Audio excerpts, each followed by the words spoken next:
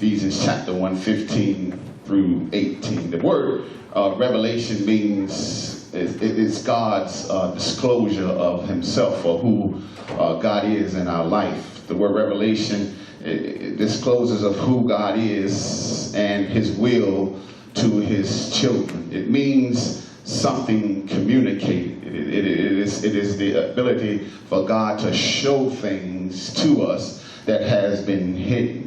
It's God's disclosure of his own nature or his own purpose for mankind.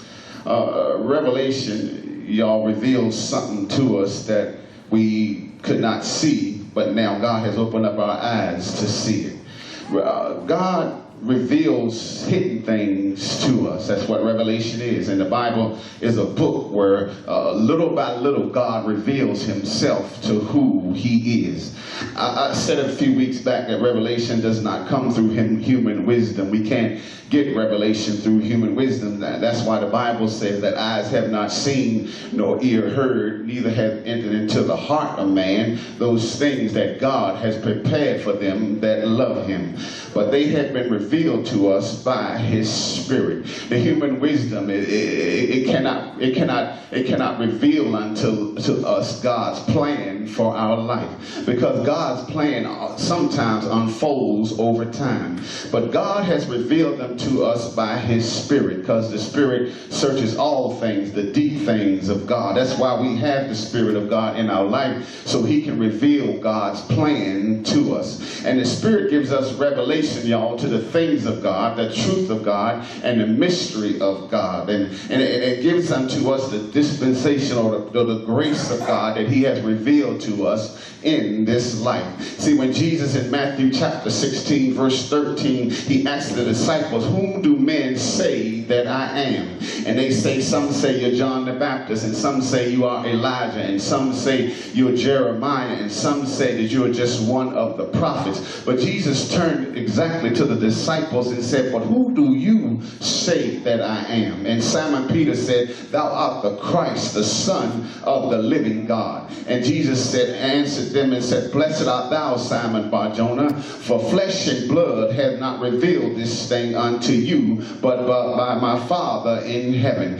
You need to understand, my brothers and sisters, there's just some things you're not going to be able to see, because unless the Father shows them to you. Flesh and blood is not going to be able to reveal spiritual things in your life. But Jesus came and Jesus was manifested so God could be revealed in our life. Let me tell you something. Jesus said in Matthew chapter 11, all things are delivered unto me of my Father, and no man knows the Son but the Father, and he whomsoever the Son will reveal himself to us. So that lets me know that Jesus was put and placed into our life, that our bodies are the temple of God, a temple of Christ, and the temple of the Holy Spirit, so they can reveal who God is in our lives. See, because I tell you, you're not going to find him in flesh and blood, and that's why we thank God for Christ, because there's Christ in us who is revealing God's plan for our lives. And I come by to tell somebody, every child of God has a plan in which God wants to purpose in your life. God wants to use you here in the earth to be a blessing to other people, but you can't see it unless the Lord reveals that thing to you.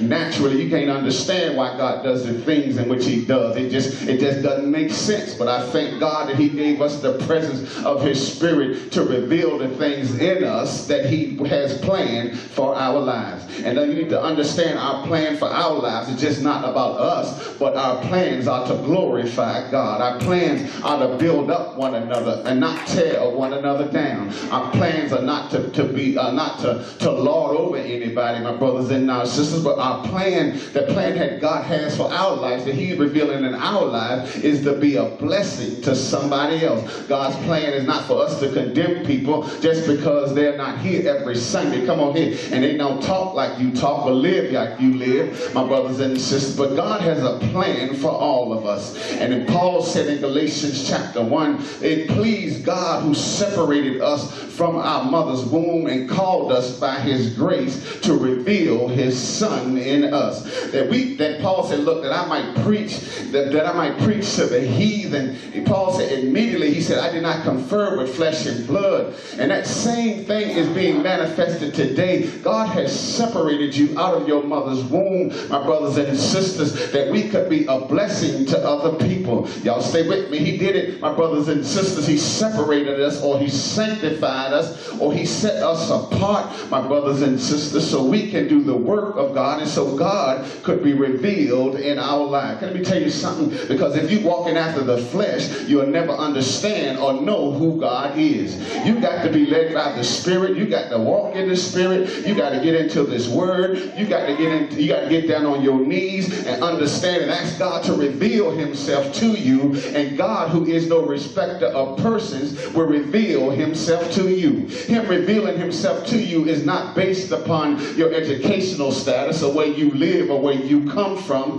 Let me tell you something. If God could use a donkey to speak to somebody, God can use anybody and put a word in your mouth to be a blessing to somebody else. Let me tell you something. Revelation is not based upon the things of this world, but revelation is just simply based upon the thing in which God is trying to show you. And I'm so glad he's not a respecter of persons, my brothers and sisters, that God does not look at the outward appearance as man does. God looks at the heart. See, the world say you can't do it. You're not worthy of it. But God said it doesn't matter where you come from, where you've been, what you done been through. If you got a willing spirit, God said I can use you to be a blessing to somebody else. Is there anybody here know what I'm talking about? And all